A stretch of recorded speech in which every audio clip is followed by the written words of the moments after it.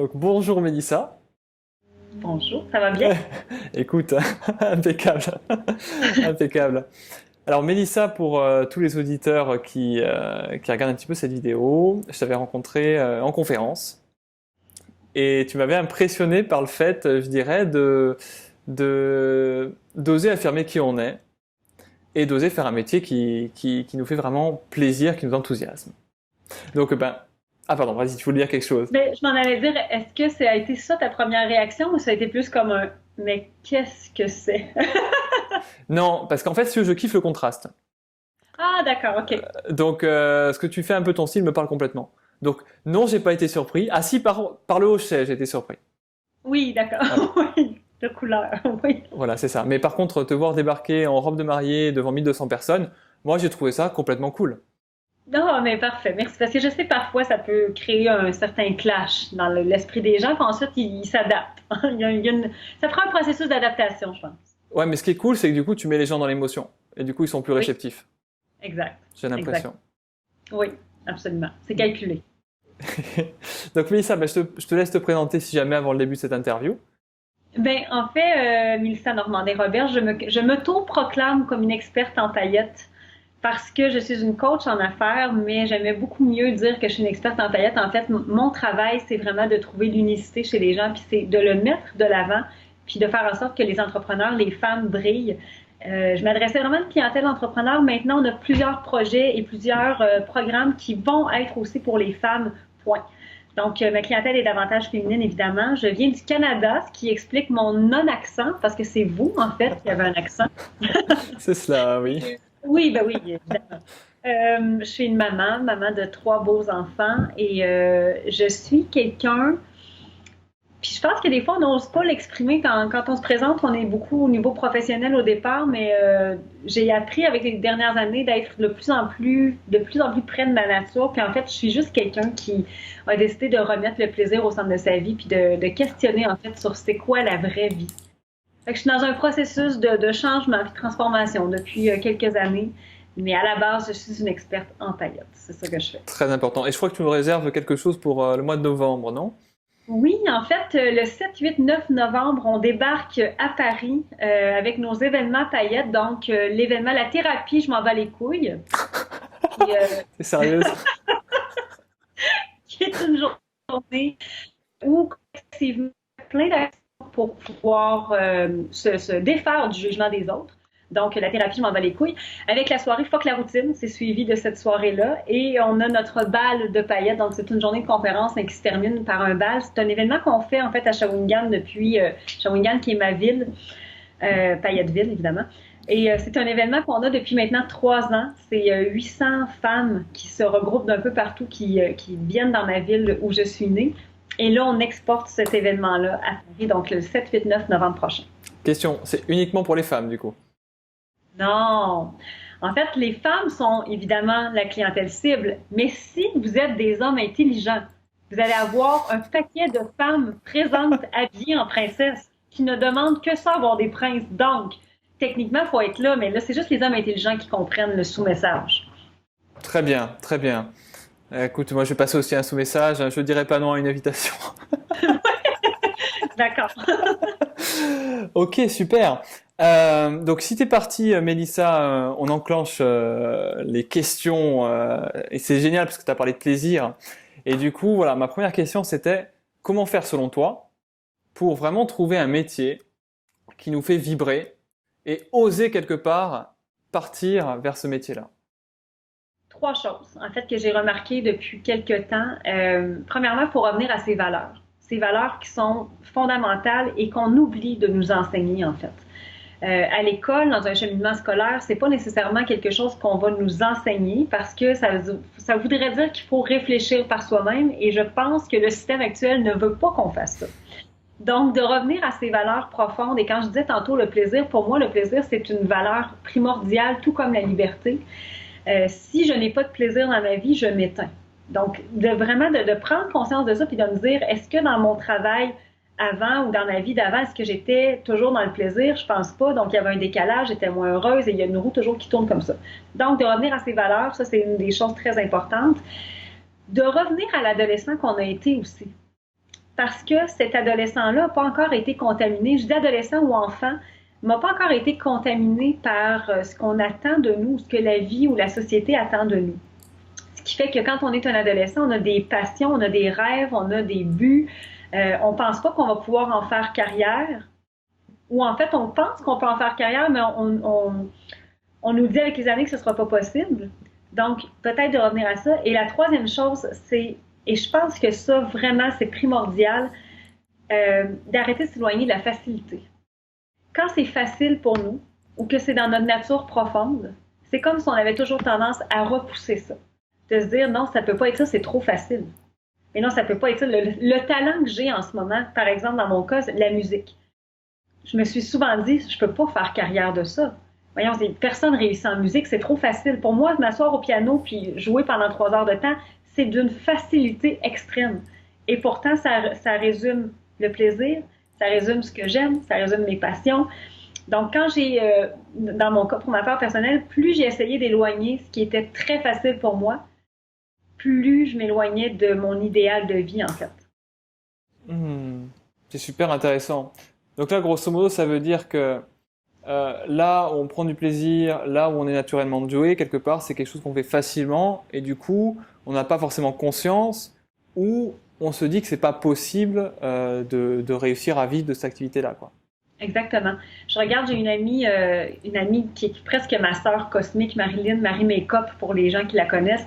Marilyn a toujours maquillé, a toujours fait ça dans sa vie, a toujours pris son maquillage, maquillé sa tante, sa mère, tout le monde autour d'elle pour grandir et se dire je peux pas faire ça et aller dans plein d'autres directions, de se dire mais non, mais je peux pas faire ça, puis c'est trop facile, c'est trop commun en fait.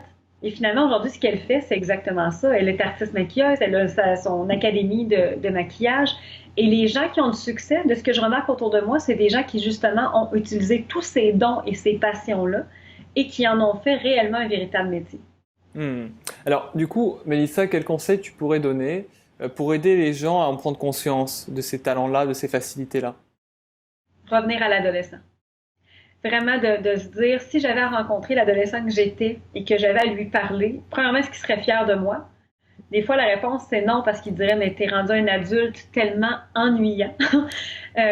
Mais de se dire, quand j'étais ado, quand j'étais enfant, qu'est-ce qui me faisait réellement kiffer? Qu'est-ce qui faisait en sorte que tout ce que je fais, c'était de la magie, c'était beau, c'était extraordinaire? Et c'est là que quand on prend conscience de ça, on reste pas du tout par la suite de le remettre dans cette vie d'adulte-là.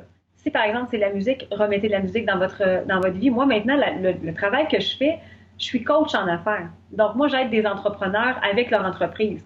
Mais j'enseigne par plein de techniques. La musique fait partie de mes conférences, par exemple. Pour passer mon message, j'ai la musique. Mes talents d'être sur scène, j'ai toujours voulu faire la scène, je le mets de l'avant. Faire des vidéos, je faisais des vidéos quand j'avais 14 ans avec mes amis, on passait des fins de semaine à faire ça. Je ne suis pas musicienne, je ne suis pas actrice, je ne suis pas comédienne, mais j'ai pris plein de choses que j'ai mis dans une et même entreprise et qui fait ce que je suis aujourd'hui. D'accord. On essaie beaucoup de se mettre dans des boîtes, alors que je pense que cette idée-là, c'est justement de décloisonner les boîtes. On n'est pas que enseignant, on n'est pas qu'avocat, on n'est pas juste pharmacien. On est plein de choses en même temps. Et dans cette optique-là, donc c'est de rajouter ou de remettre, même si par exemple je suis pharmacien, mais que moi ce que j'aime c'est de faire de la peinture, de faire de l'art visuel, mais pourquoi ne pas en mettre partout dans ma pharmacie et de faire en sorte que finalement mon métier fait encore plus de sens. Je suis plein de personnes à la fois. D'accord, c'est super intéressant ce que tu dis, Mélissa, parce que du coup tu dis voilà, se remettre un petit peu, jouer un peu ce jeu de reparler à l'adolescent pour reprendre conscience de ce qui nous fait vibrer, pour après, voilà, donc du coup, prendre conscience de ce qui est facile pour nous également, et en mettre un peu plus dans notre vie. Ça, je conçois, et du coup, je me pose une question, c'est comment trouver ce fil rouge, typiquement? Par exemple, tu dis que t'as de la vidéo, que t'as du chant, et ça rend super bien, mais du coup, comment, de tous ces talents-là, arriver à trouver, donc tu parlais des boîtes, arriver à trouver un métier ou arriver à créer un métier avec ça? En fait, il faut arrêter de se poser des questions. Il faut arrêter de se dire, mais est-ce que je dois le faire? Est-ce que je devrais pas le faire? Est-ce que de faire ça, ça va me rendre moins crédible? Est-ce que tu as envie de le faire? C'est ce que tu es. Pourquoi est-ce qu'on se pose autant de questions? C'est qu'on n'est jamais sûr de qui on est. Quand on devient sûr de qui on est, quand on est sûr que, par exemple, j'ai ce talent-là, j'ai cette force-là, ça, je l'ai moins, ça, je suis plus faible là-dedans. Donc, quand j'ai conscience de qui je suis, ça devient facile d'assumer toutes les facettes de qui je suis. Je suis pas juste Mélissa l'entrepreneur, je suis pas juste Mélissa la maman, je suis Mélissa. Et Mélissa, il y a plein d'affaires dans sa vie. Donc ça, on se connaît pas beaucoup. On se met des couches, on fait des choses que les gens attendent de nous, alors que la seule et unique chose qu'on devrait faire, c'est de se rapprocher le plus possible de qui on est réellement. Et pour ça, il faut enlever le jugement, il faut enlever le jugement qu'on a par rapport à soi, il faut enlever le jugement des autres. Il faut revenir effectivement à ce qui nous fait vibrer profondément. Ok, c'est intéressant. Donc, si je comprends bien, tu vas me dire si j'ai bien saisi, Mélissa, ça veut dire que le fait d'aller chercher ce qu'on aime vraiment et de l'inclure petit à petit dans sa vie, ça veut dire qu'on va être, entre guillemets, un peu plus qui on est et que du coup, les freins qu'on se mettait au départ vont disparaître naturellement. Absolument. Et on devient aligné. La vie, je pense que c'est bien humblement, mais la vie est faite pour qu'on soit, qu'on essaie de s'aligner, en fait. S'aligner à qui on est. Quand on dit qu'on est sur notre X, là, pourquoi est-ce que quelqu'un est sur son X et vibre et tout d'un coup, tout lui réussit? C'est comme si tout facilement arrive à lui, c'est qu'il est réellement aligné. Donc, il devient réellement un aimant. Mais pour ça, c'est effectivement, il faut aller dans cette réflexion-là, mais il faut se rapprocher de qui on est. C'est pas qu'est-ce qu'on va faire, c'est qui on est. Et qui on est, c'est nos talents, c'est nos passions. Intéressant. Intéressant. C'est cool. Juste pour le public français, Mélissa, tu veux bien préciser ce que c'est que le X? Ah, le X, en fait, l'expression être sur son X au Québec, c'est être exactement au bon endroit, au bon moment et faire exactement tout ce qu'on a voulu faire. Donc, quand on dit que quelqu'un est désaligné, c'est qu'il part de son X. Il part de justement où il devrait être pour aller où on lui suggère d'aller. Il va devenir quelqu'un qu'il devrait devenir selon des gens, alors que tout ce qu'on a à faire, c'est vraiment de rapprocher tous les axes, ses talents, ses passions, ses valeurs, sa personnalité, et d'aller ancrer ça sur un point précis. C'est une expression québécoise que vous devriez adopter, être sur son X.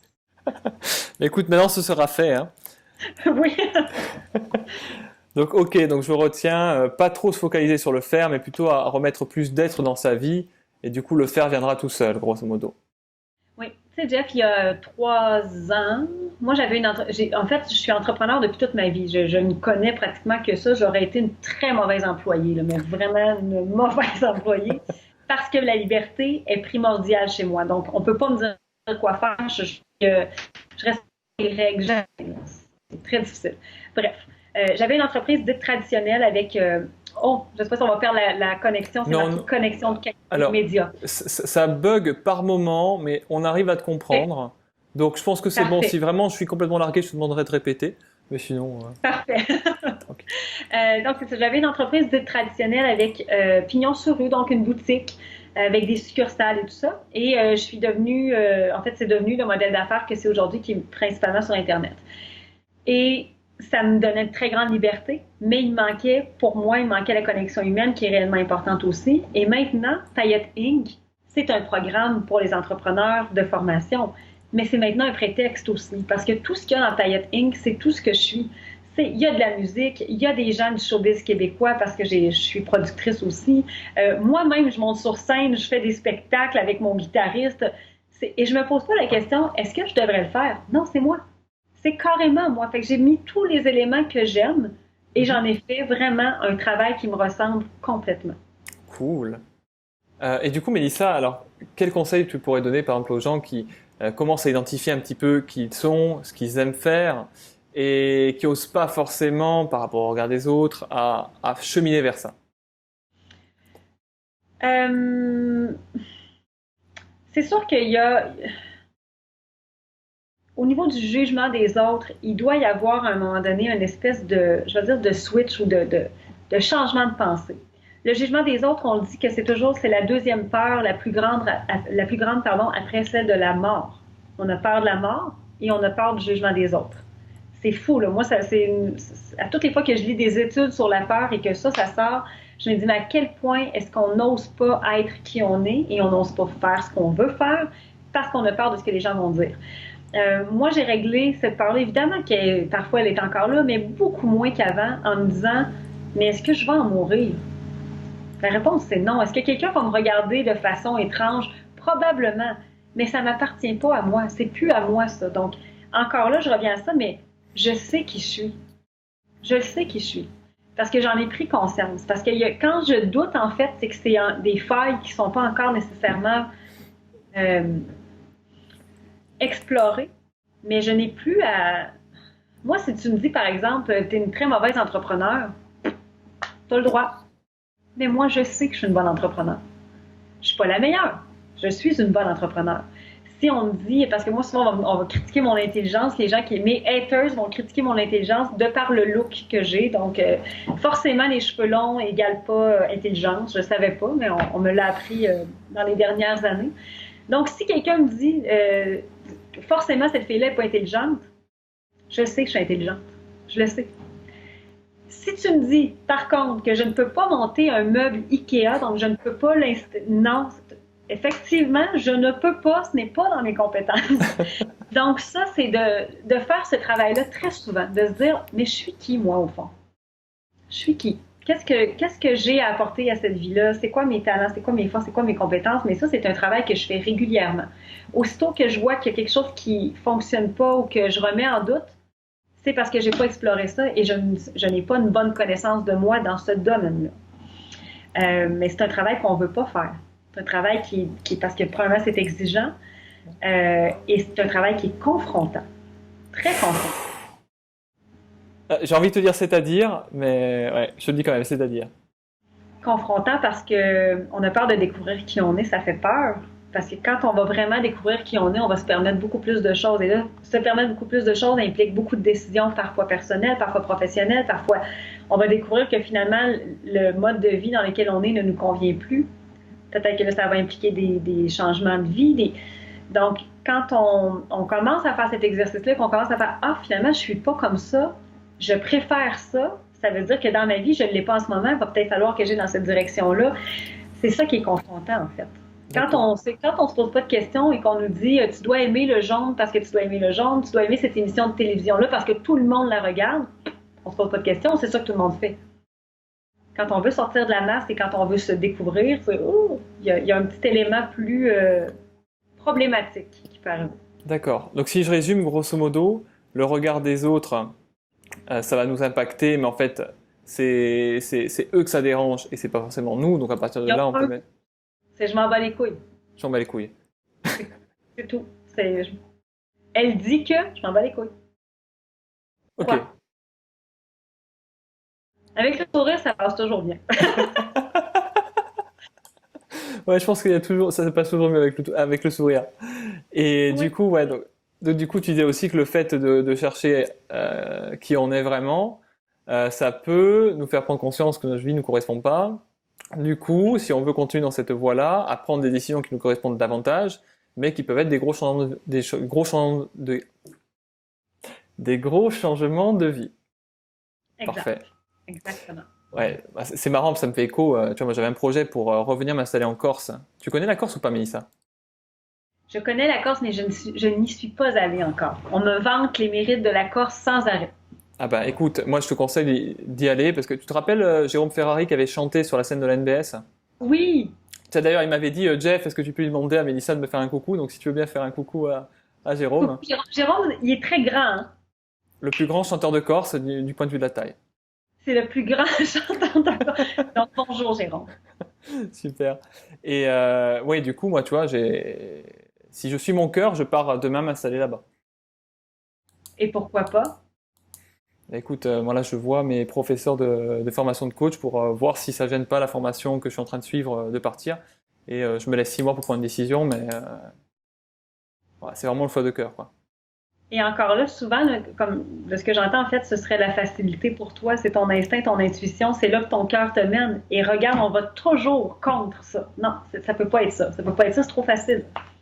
Alors oui, c'est trop facile parce qu'au final, tu te dis, mais non, il faut rester, il faut travailler, faut se faire un trou. Et en fait, et puis après, tu as le regard, pas des autres, mais le regard sur soi qui te dit, mais ok, si tu changes de zone géographique, il faut te réimplanter du point de vue de tes clients, etc. Et du coup, Oui. ça implique d'autres conséquences quelque part.